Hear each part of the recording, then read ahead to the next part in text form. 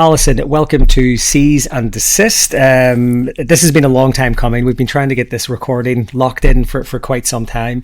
And for a bit of background to folks listening, I've always been a bit of a fanboy of Alison's on LinkedIn. Huge sort of, I will say at the top and at the end of the podcast.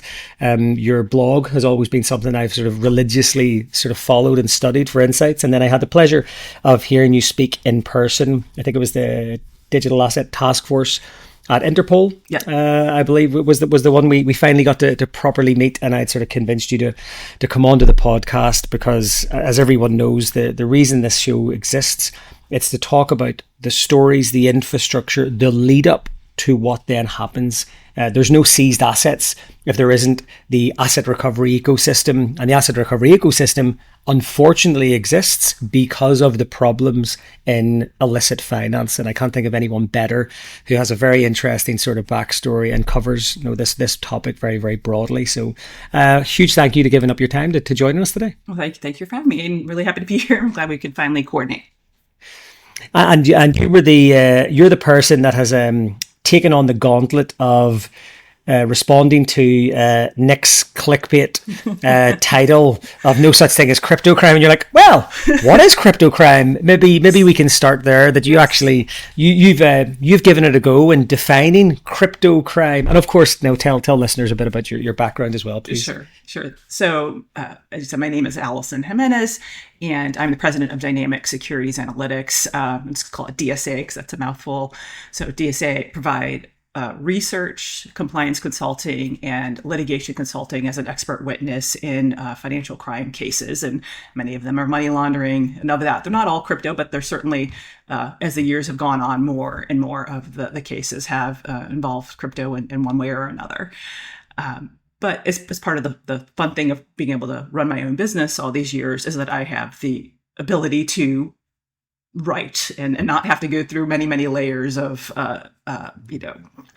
supervisors to get things published, because I sometimes meet people. You don't have to be screened. Yeah, so like I meet these wonderful people in person. They have these I will not be silenced, and they can't get through the layers of approvals within their company to get things out the door. So for better or worse, I'm less filtered and can research things that interest me and write, and that's something I enjoy doing. Well, listen, in an age of AI generated content, I think the curated by practitioners, curated by humans will be a hugely valuable commodity when someone can say, "Hey, you wrote this.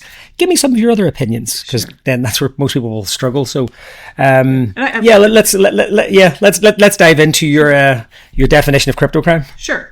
So, and that was really just in response to Nick's book, which I had read the first one and the second one, and I, learned so much from him and respect him. But I'm like, what does he mean by that? Because we all use the term in one way or the other, and I wanted to understand what he meant. So I read the book and then said, well, this is what I mean when I use the term crypto crime, because I use it and I use it as a hashtag.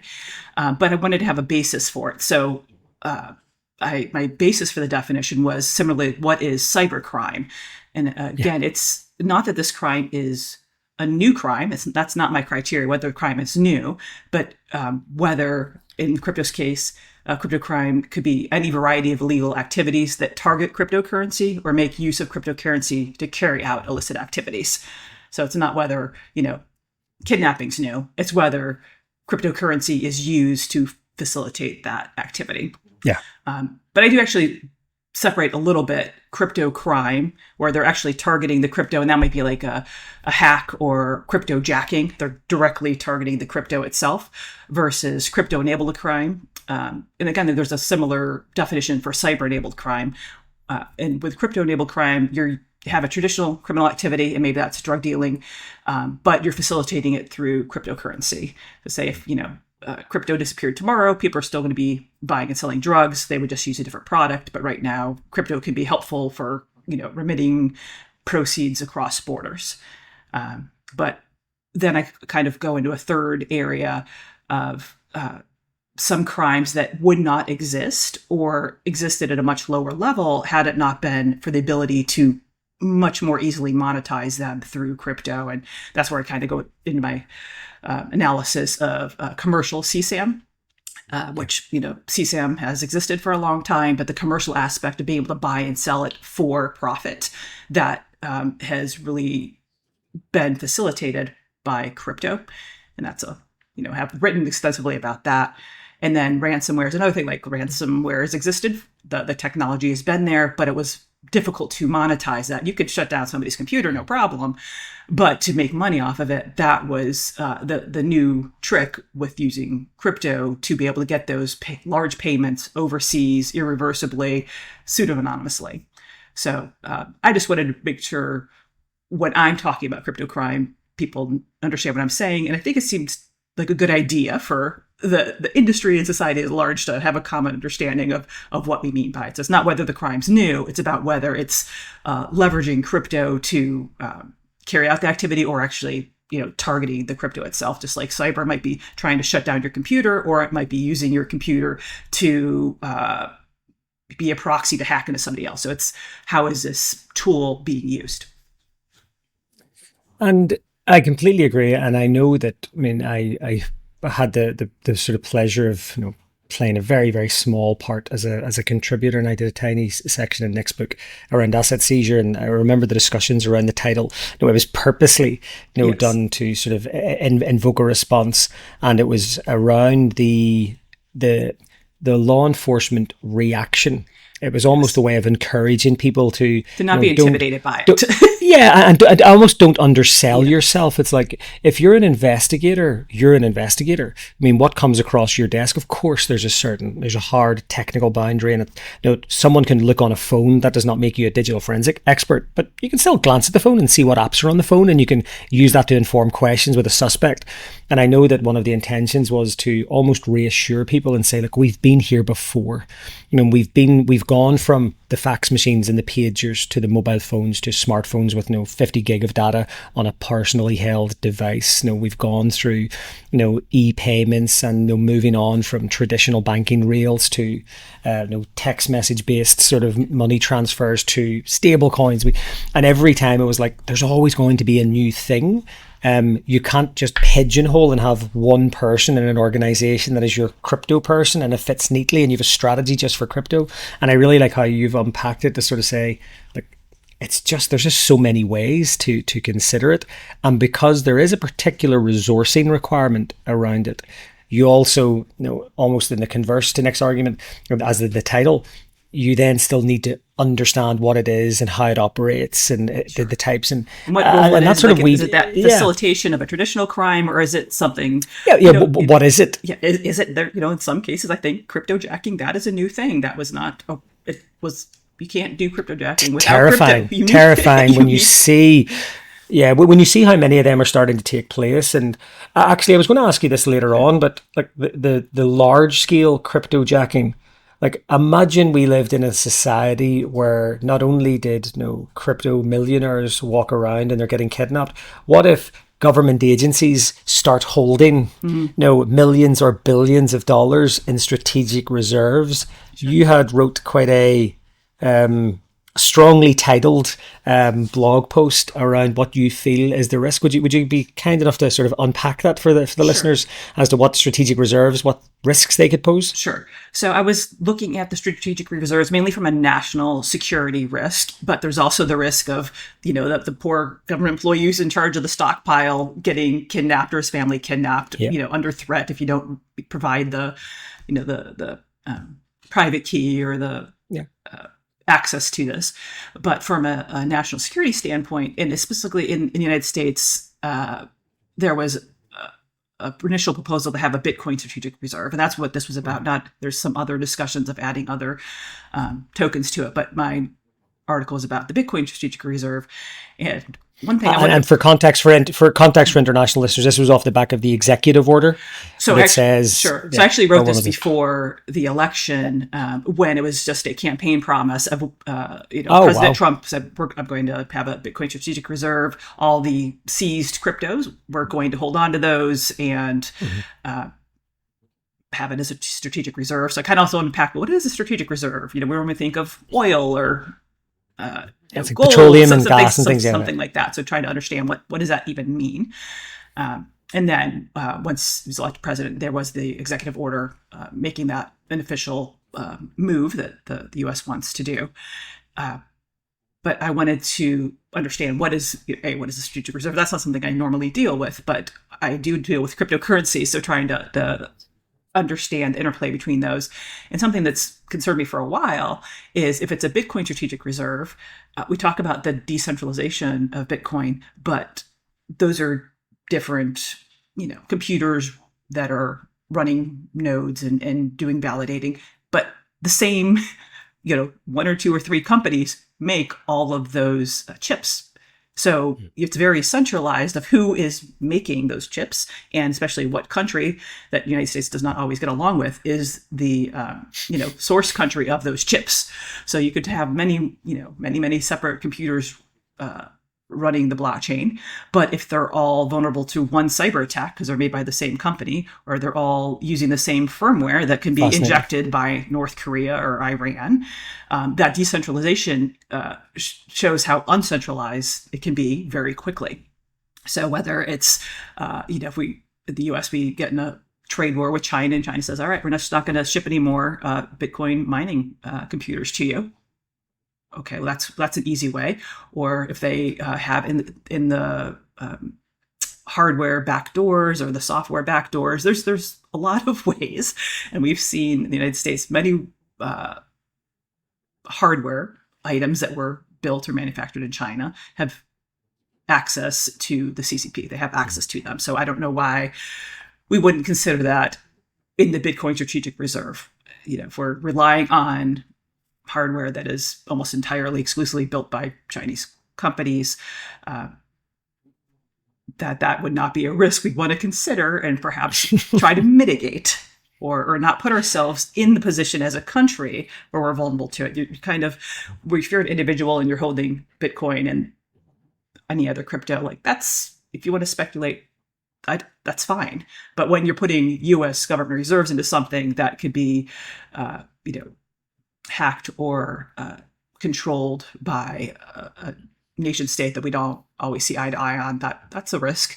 And then it's interesting, especially with Bitcoin using the proof of work, is that, if in Texas they already have rolling blackout issues and they pay their Bitcoin miners to not. Well, I was just about to ask you, is there an American version of this that could mitigate against those risks? Is there an America first way that you could deal with that supply chain problem? The one suggestion I had, and I would love more people to think about this and write about it. My suggestion was, if this is the route we want to go, then we need to have an American Bitcoin mining rig, one that we're building using our chips, that needs to be competitive, because it is, with Bitcoin, you need to have the best machine, the fastest machine, the most efficient machine. So we need to be competitive with that and not rely upon China to do that for us. So that would you wouldn't rely on China, I imagine, to build all of your missiles and arsenal and any other sort of weaponry. We don't even want them using building our cell phone communication tower. So why would we have our strategic reserves entirely reliant upon the ability of machines that are built in China? It seems a very how can you be the Bitcoin capital of the world if all your machines and software are reliant upon one of your main adversaries? We need to have our own response if we're going to go down that route. And look, at the time of recording this, we're seeing Bitcoin at an all-time high. I'm sure that we're going to once again see the debate raging, because it is becoming a little bit politicized now, in the sense of if you want the crypto vote, I almost think of it back to the different demographics in cycles over the years that politicians have targeted. Do you feel that that's kind of what's happening a little bit with, you've been around this space for a long time. I mean, are you as surprised? Some of the commentators, people like Molly White and others, she highlights in her podcast and her blog, Citation Needed, she talks about the fact that she's almost just in shock that the crypto companies that were from this sort of cyberpunk era are sponsoring military parades and stuff, and it just doesn't.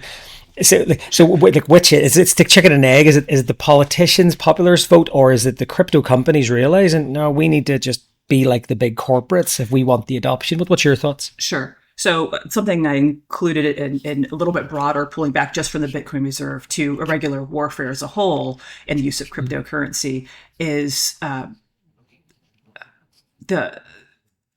one of the most recent surveys we have of how many Americans actually used or held crypto was 8%, 8 in 2024, which, is that's a government survey versus a survey conducted by a crypto company. So 8% isn't very much. I was trying to find like what other thing do 8% of Americans use? Hearing aids, Rolls Royces, like it's okay. It would affect those people very much. Give me a comparable demographic. Like it would affect those 8%.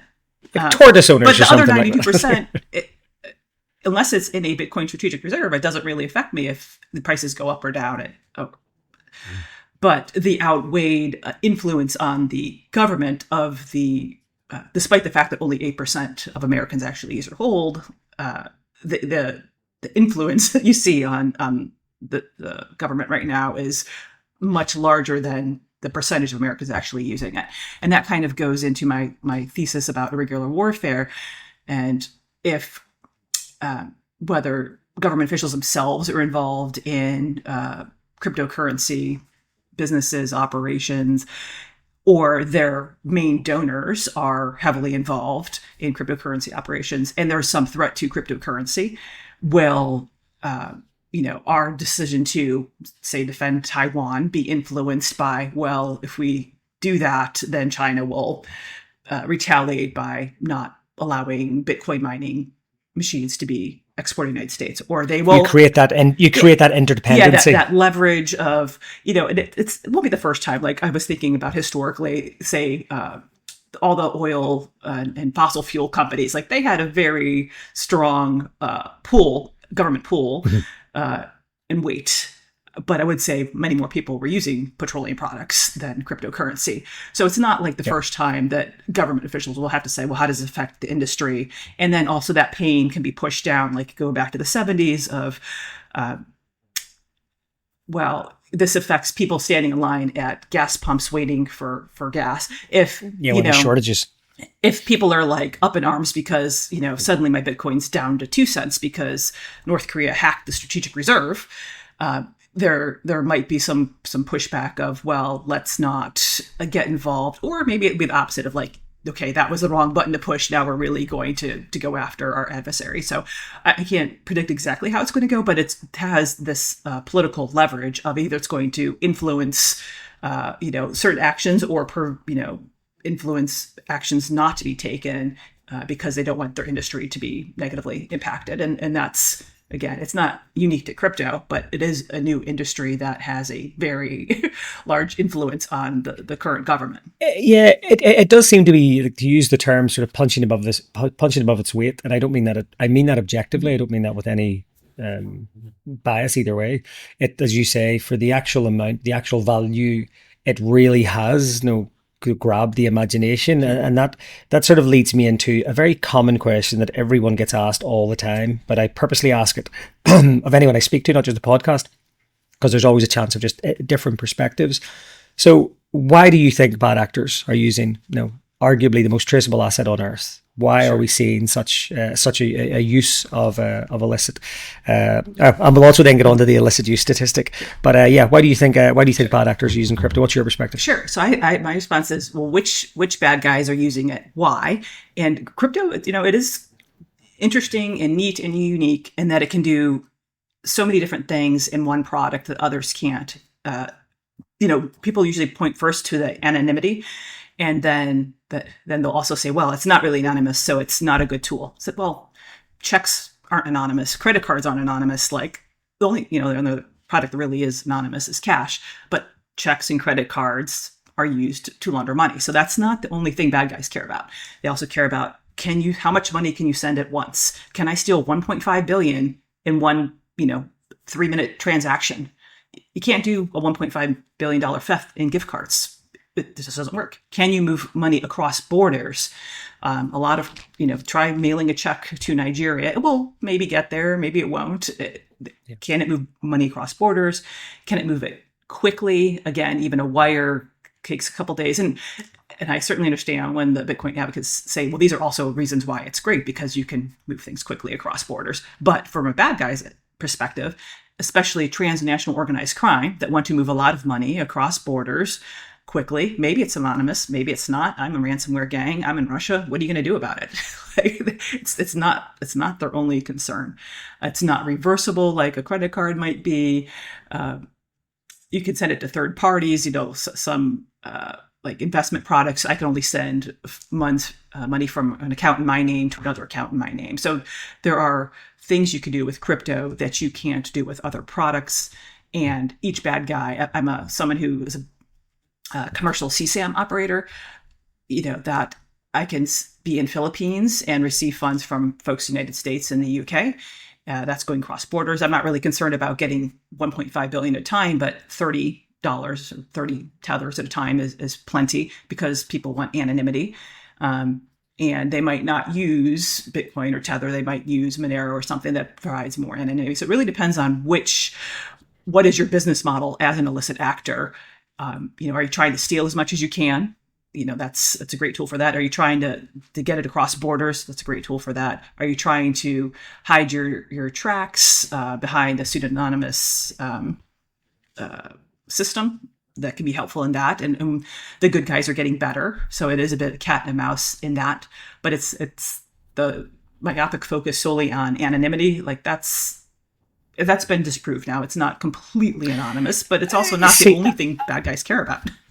Yeah, and that's why I'm delighted I've asked you this question, because that's a new perspective that I've heard back articulated the way you have just done it. And if I frame that in a way that I understand from my perspective I often find that I'm the person in the room that really enjoys the technology, really sees the benefits of crypto, but I don't drink the Kool-Aid in the sense of I completely, as someone that's been involved in investigations and asset seizures linked to CSAM cases. I mean, I can't unsee what I've seen, and I can't unsee this. As you say, criminals don't care. Criminals care about detection. And if they look at traditional payment rails and think there's a good chance we won't get spotted, it's the classic thing of the cartels doing 100 shipments a day, happy to lose 20 because they know the 80's getting through. It's just profit margins and ROI.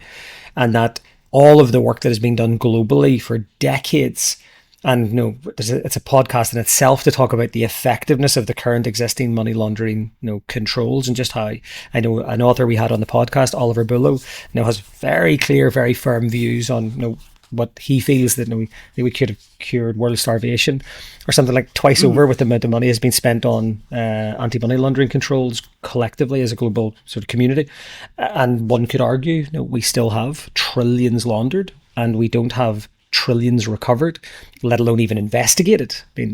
But there's lots of success stories. So it seems like there's almost been this, if we zoom out and don't look at days, weeks and quarters and months, if we look at decades, there's been a decades-long problem from the 70s with the Bank Secrecy Act. Everything was really accelerated after 9/11. Patriot Act brought in, and I'm citing Amanda Wick. It's not my I'm not going to pretend it's my research.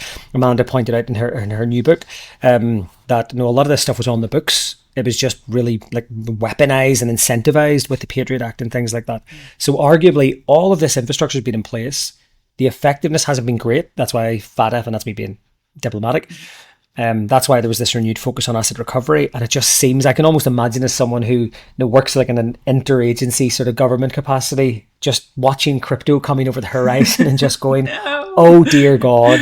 Yeah, like all the things we've been trying to shut down. Yeah. And this is... and again, and if I'm a criminal, and again, credit where credit's due. I was at a book launch for an FT journalist, Miles Johnson, Chasing Shadows, his book. He's going to be a guest on the podcast soon, and he does this fascinating insight into the interoperability of the the criminal money laundering network. Yes. And it is almost like someone, if you go back to an Escobar style character that was losing, was it a couple of 100 million or something, or they estimated he lost like $1 billion over his lifetime in like cash being eaten and deteriorating because he just simply didn't have the payment reels. Yes.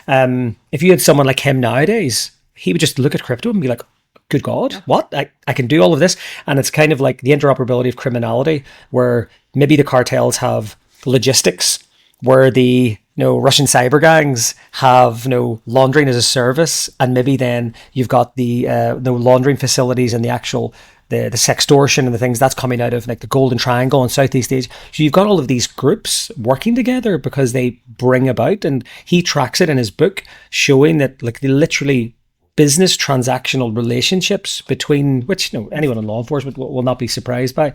But I think the scale, and it goes back to my favorite Spider-Man quote, with great power comes great responsibility. Mm-hmm.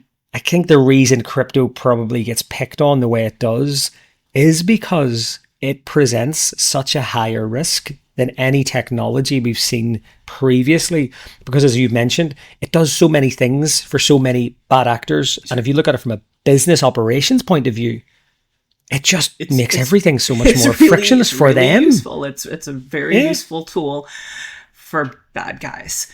I go back to that 8% figure of Americans, and they even break it down to did you use it to send remittances to family overseas? And I have the wonderful benefit of being an American, so I don't have to.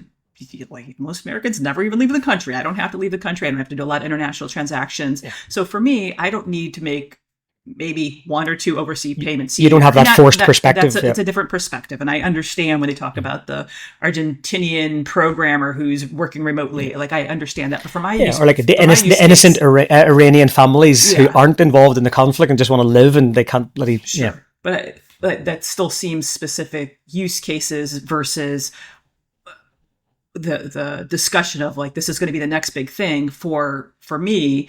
If anyone wants money from me quickly overseas, it's a scam. I don't have family that's in a disaster zone in Turkey, and I could kind of understand those situations, but I don't see that the tremendous growth that's being suggested with the wider adoption of stablecoins, how that's going to help, most Americans for their daily transactions.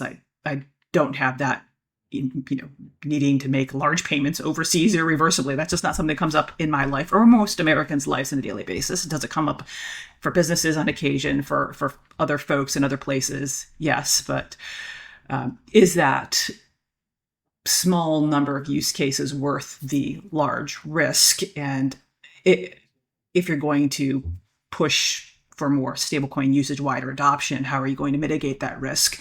Because does every transaction need to be open to irreversibility and sending it overseas when you meant to send it to your babysitter for payment? So these are questions that, if like you're talking about the great responsibility, who's going to be responsible for when it goes wrong? Because right now it seems to be the other Spider-Man meme where everyone's pointing fingers at somebody else. Another one, and again, I think it's also mainstream media and politicians and general public. We're all guilty of just mushing it all together as one category and separating out what is phenomenal technology against a scam operator, against a perfectly well-intentioned protocol or product or exchange, or a money laundering as a service. And it's drawing those battle lines. I would love to close out then with, and I think we've naturally come to this conclusion point then. So like illicit use of crypto, we've highlighted why bad actors use it. We've highlighted the sheer scale of the ROI it adds to bad actors for all the different various use cases, particularly. And again, we'll share a link to your blog and the notes that goes out with this post. But often hotly debated is the illicit use of crypto. Analytic companies will say it's a certain figure, and the minute they put those reports out, there's always a wild debate that takes place on LinkedIn.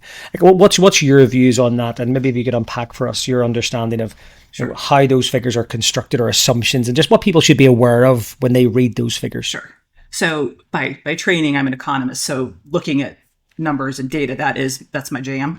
So when I saw numbers like that, I was like, oh, that's really interesting. And then I will go and read the footnotes. And then if I don't understand the footnotes, I will actually message the person who wrote the report saying, how did you, it's not a academic what sort of response do you get? Do you get a response to those messages? I do actually respond. Fair play. It might help because they know that I actually write about this. And if they have a response, I'll include that in my blog comment. So other financial products, and maybe it's an issue with other financial products, they are not measuring the amount of illicit use against all transactions. That's just not a metric that's used for any other financial product. So when you see the metric for crypto, it's really kind of a standalone thing that the analytic companies invented, and it's their metric, so they can invent whatever metric they want. The denominator, the number on top, is the dollar value of the illicit activity. And even that, their definition and what that numerator includes has changed over the years. Going back, and I will go back and read every report of years ago, it had included any illicit funds that went in or out of an address. So if there was a hack and funds went into a wallet and sat there, then that was the value. If it moved to another wallet, that was also an illicit flow that was counted. Now, they only count funds that go to an illicit address. So the definition also keeps changing slightly each year. And again, there's not too many folks that keep track of that. It's their metric. They can define it however they want. But even comparing year to year gets a little tricky because the definitions change. What I have an issue with is that the denominator on the bottom, they've been using all cryptocurrency transactions. Now, cryptocurrency transactions, for example, with the Heartland Bank case, which was the bank president who embezzled funds. Sounds like he was in a romance scam or pig butchering, and convinced to buy crypto. And they had some recent indictments that came out with some details on that. Mm-hmm. Well, one of the payments, he bought crypto, and then they followed that through 13 different wallet addresses till it eventually landed somewhere. If you're looking at the denominator, you'll see 13 times of that money moving from wallet to wallet to wallet. And that inflates the denominator, making the original illicit activity very small. So I would say 100% of the activity was illicit, but the analytics would be only one out of those 13 transactions was illicit. So it's a little bit confusing. And then they only know certain transactions are illicit. They don't know everything.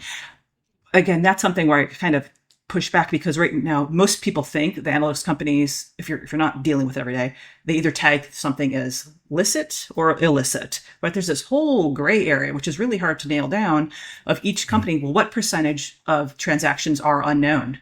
And it could be, again, this is something I spent time researching. Is it 30% are unknown? Is it 70% are unknown? Yeah. But right now, if it's unknown, that's just considered licit. It's not categorized either way.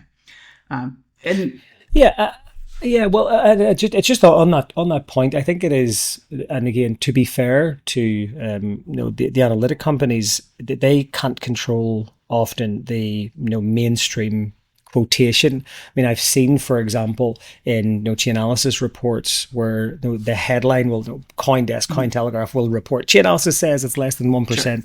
And if you actually read the report, it will say of what we've tracked on chain. Yep, they've gotten better. And I would say that's because for years I was hammering on that point. I'm like, put in some caveats, put in some footnotes.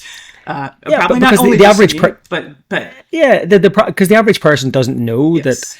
I mean, no one can see the off-chain side. Yes. So, and that's my other point. No one can see. This percentage is only the on-chain, which is, again, depending on the year, 10, 20%. It's almost like the press. Yeah, it's almost like the press needs to say, we absolutely know with certainty it's this minimum amount. Yeah, like, that's the base level. Like that's fine. It's when it goes into the percentage. It's interesting, because as we talked about earlier, the value of cryptocurrency fluctuates wildly. So if last year there was, say, 50 billion in illicit activity, but the value of Bitcoin doubles this year, so the percentage gets smaller because the value of Bitcoin doubles.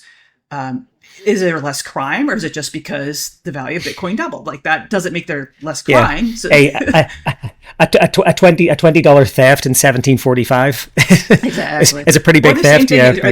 When crypto tanks, because it has its ups and downs, and crime is still 50 billion, but the value of crypto has all gone down. Are they going to say crime increased by 150%? I don't think that's going to be the headline. I think there'll be some sort of caveat of they're going to switch to dollar value. Well, the dollar value went from 50 to 51 billion, so it was a small increase.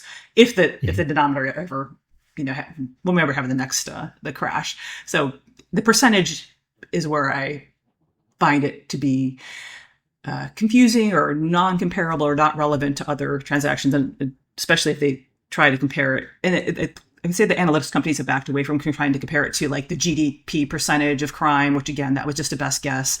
And again, as an economist, GDP and all transactions are entirely different. I'd say it's like comparing 2% milk to 98% unleaded gasoline. They are two different calculations. Just because they're both percentages doesn't mean they're comparable. But that gets quantitative, and I lose people on that. But I can make up a metric. Yeah, but I think where you can definitely get a consensus of opinion is that if we all already agree that it's an imperfect assumptions that are being made in TradFi, then we can't have it all figured out in crypto, because we've proven we don't know the top figure. So everything else underneath, it's the so what argument. No, 10% of people have this new infection. What's the population? We don't know. Yeah. So what's the 10% number? We don't know what the illicit number is, and people forget that. I mean, the UNODC, if you look at any reports on illicit finance, they always report back to a source document, and everyone usually points fingers at UNODC and says UNODC says it's probably 4 to 6% of GDP. You ask an investigative journalist, Misha Glenny, the author, in his TED Talk, he reckons the crime's 15% of GDP, and it's like, everyone's just like, they're just assumptions being made, but we can all agree it's an enormous number. And I like your point of being much more transparent about the unknowns, because again, if I'm a criminal today and I'm in the middle of, and this isn't specific to any blockchain company, this is just the way the world works. You don't know until after the event. Most times when I see someone walking down the street today with a briefcase, I don't know that he's laundering money. But if I read the news in 3 days' time that an individual ran through London city centre with a big briefcase, we now know that was a crime after the event.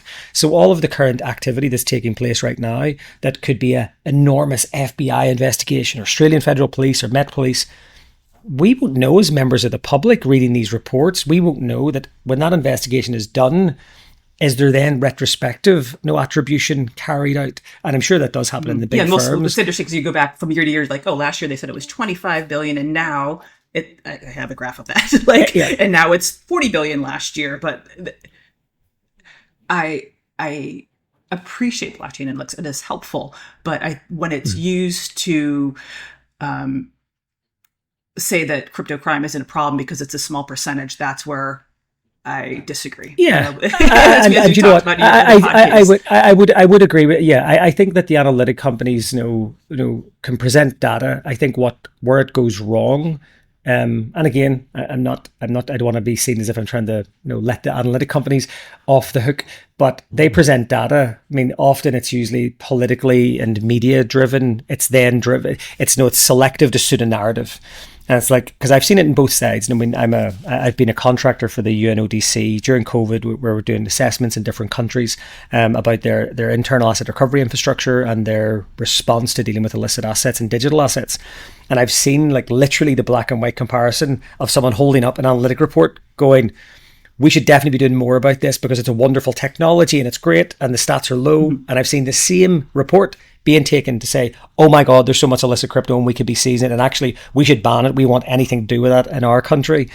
And it can be misused and misrepresented. And I think enough people don't understand, because it is very imperfect, as you say, because there's just simply so many unknowns in it. Well, what do you think? Is there with the economist hat on, is there a better way of doing it? Or is it simply a case of it's probably just not possible and it isn't imperfect, and actually it's more about the disclaimers and the caveats? Because the underlying data, if it's consistent, the trends are useful. And like you say, I think it is really important as part of prevention and detection and awareness and consumer education.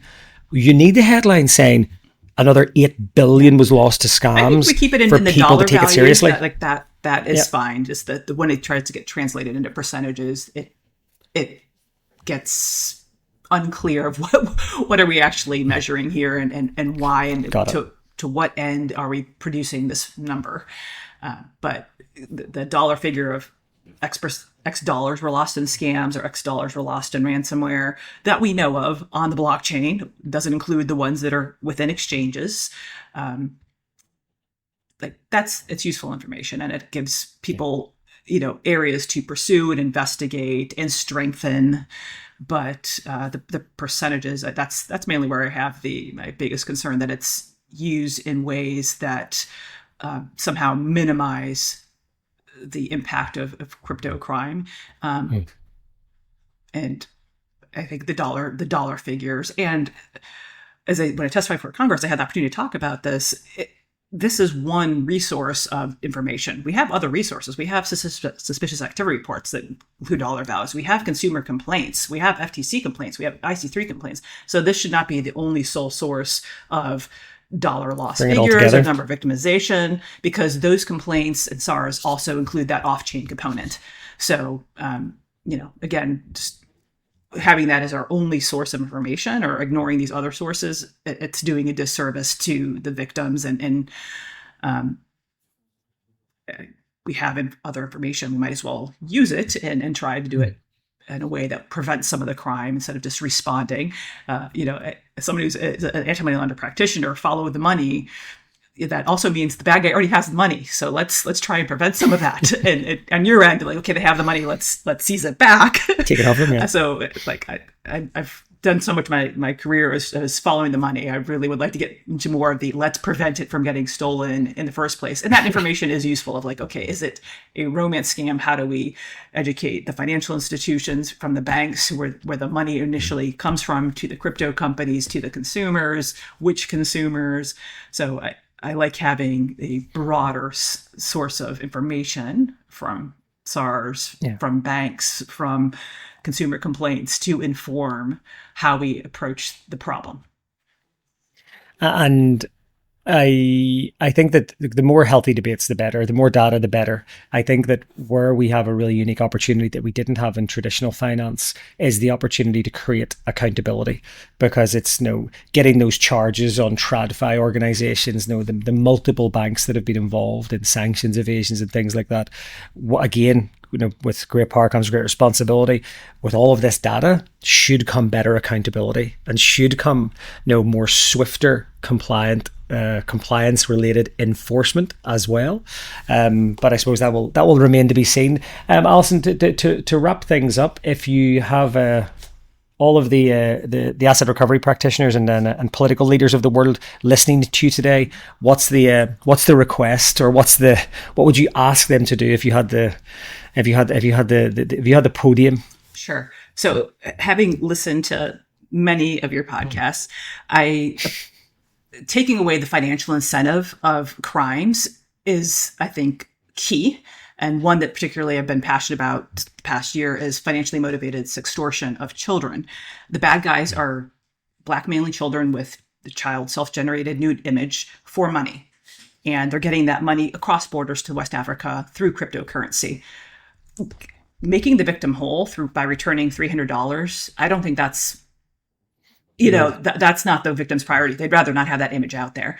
But taking away the profit motivation of the sextortionists, of the CSAM operators, of the money mules who are getting a 10% cut for letting transactions flow through their accounts by seizing their assets, I think taking away the monetization of these crimes would be a good move, although it doesn't necessarily make all victims whole. In case of a hack or ransomware, it may, but some of these really horrific crimes of CSAM, it's for the victim, it's not about getting that payment back. It's about preventing bad guys from targeting victims in the first place by taking away the financial incentive. Take the capital. I'd like to, if you take away the profit motivation, then some of these crimes like sextortion, like commercial CSAM, will occur less. And that's what I hope law enforcement, policymakers take away from how that can be impactful. If they can't make money from it, it will happen less and will be less victims.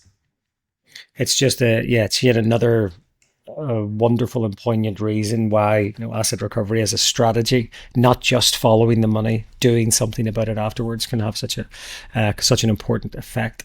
Alison, like I say, I recommend everybody follows your blog and gets into it. I love this sector and the fact that everyone doesn't have to agree on everything as well. Sure. That's kind of the point, is that we can all have sort of phenomenal debates and discussions. The fun thing with crypto is like it's so new and evolving. There's always there's plenty of viewpoints. Beware the experts. Just choose a lane and go with it, because there's not enough folks thinking critically about the issues. There's a lot of parroting of, well, I saw this number, I saw this headline, but like dive into something. I would love more people to be looking at this. Come and disagree with you. Please, or even the things I've already written, disagree. Tell me where I'm wrong. I'm not saying I'm right about everything, but I would love more get me to think about it differently. Listen, kudos for actually, putting it out there, because you're absolutely right. Most people will share their opinions in corners and they would never, ever air them publicly. And I think the more of that gets done, then the more of it gets discussed. We have podcasts like this, and hopefully then we can sort of continue the debate going. And hopefully this time we're checking in this time next year and we're seeing extraordinary results in digital asset recovery, continuing around the world and having the impact you talked about. But I think geopolitical events over the next couple of years will probably dictate the direction that everything goes in. Interesting times. That's the diplomatic way we'll close there. But Alison, thank you so much for giving up your time. I'm glad we sort of persevered with our schedules to get this done. I'm really grateful. Thank you so much. Thank you, Aidan.